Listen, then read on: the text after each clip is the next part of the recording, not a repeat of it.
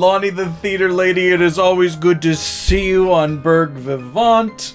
And it's so good to be with you here on Burgh Vivant and everywhere, all the time. I appreciate that. That was not necessary. I know. It's nice to hear once in a while. All right. What would you like to talk about over martinis this evening? Well, several things, but let's just focus on the reason we're here and talk about the play I just saw recently. If you like. That's a good place to start. I would say it was called, I'm kind of into props now. Yes. I like this. It was called The Dance of Death. Oh, sounds a little macabre. It sounds that way, however, it was hilarious. Really? A comedy? Yes. It was a dark comedy, but a comedy nonetheless. It's being produced now by the Kinetic Theater and being performed at the New Hazlitt Theater in the North Side. And I must say, this show,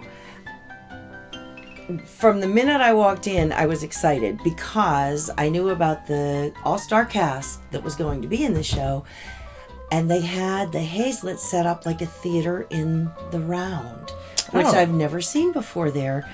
The seats where you would normally sit were not sittable.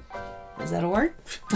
Not in use. You couldn't sit there. Gotcha. And they had around the perimeter of the theater 2 rows and only 2 rows of seats. So it created this wonderful, intimate space where you were, as an audience member, so close to the actors that you really felt you were a part of a witness to what was going on there. And this was directed by the person who actually founded the Kinetic Theater, which was kind of cool, I thought. Andrew Paul. And the actors were so phenomenal. Helena Ruwadi played the wife. And it's no secret to you or anybody else, she's one of my favorites. And to be that close in that intimate of a setting and observe her, as well as her husband, Edgar, who was played by Sam Susevas, and their friend Kurt, who came and played a big part. You're doing great with these names, by the way. And I've been working on it. No program. So, each of the 3 of them played their roles brilliantly. Helena, as the wife, was so disciplined in her performance, and you could really feel it and see it when you were up so close. It was a privilege, seriously, to be this close to these performers. And Edgar, who was played by Sam, gave a really forceful and emotive performance that could be fully appreciated because of the intimacy of the whole thing. And Kurt, Mark T. Staley, his character was so multi-layered, and he was able to project that so well and so convincingly. It was amazing. And the other thing, being so close, brought to maybe being a woman, the costumes were period costumes, and they were amazing. The detail and the design and the styling and the tiny intricate workings of these costumes and the fabulous materials and fabrics, just amazing. And I don't usually give a shout out to the costume designer, but Julianne D'Erico deserves kudos for that and being able to see it. So the plot, quickly, simply, this couple,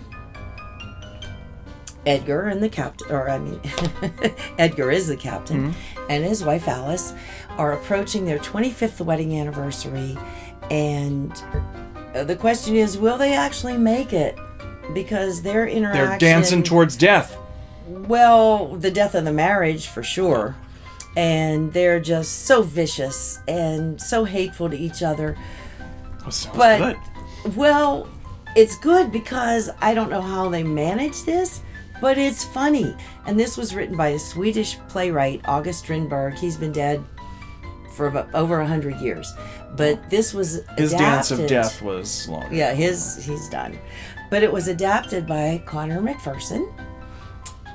Just as recently, I think as 2012 or so, is this new adaptation of it. And he's a playwright in his own right. He did the Weir and the Seafarer. He's a brilliant playwright and great adaptation. So, your question sometimes to me is, give me 3 reasons to see this show.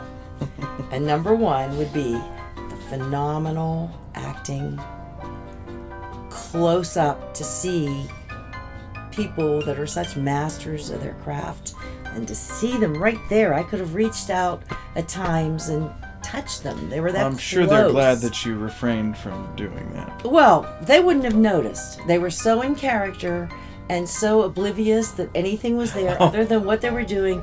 I could have probably like yanked on their sleeves. Hey, hello, well, thanks. and they wouldn't have even noticed. Thanks for not trying. Yeah, exactly. And the second reason to see it would be the tremendous humor. And the third, which I didn't mention, and I won't give any of it away, but there were so many little twists and surprises that happened within the plot that makes it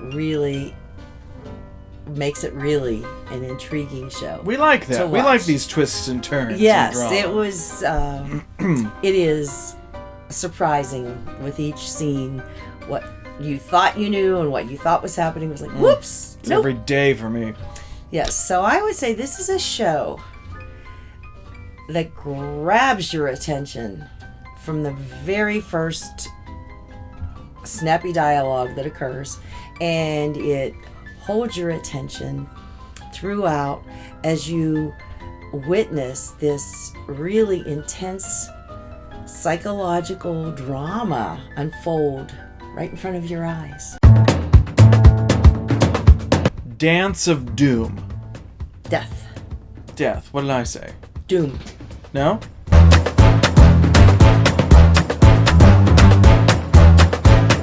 Who was dancing and how did they die?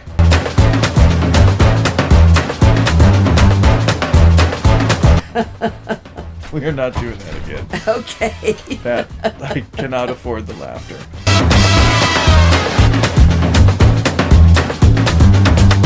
In the front, covered it like as though it were a skirt, and then if you lifted up the flap, woohoo! Culottes. We're talking about culottes, by the way. That's what she's talking about.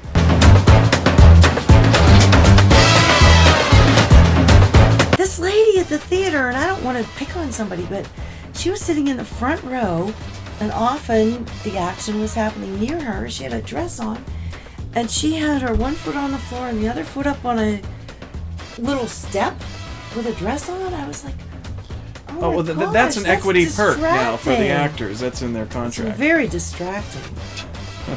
And she looked familiar. So, yikes. Well, what was familiar?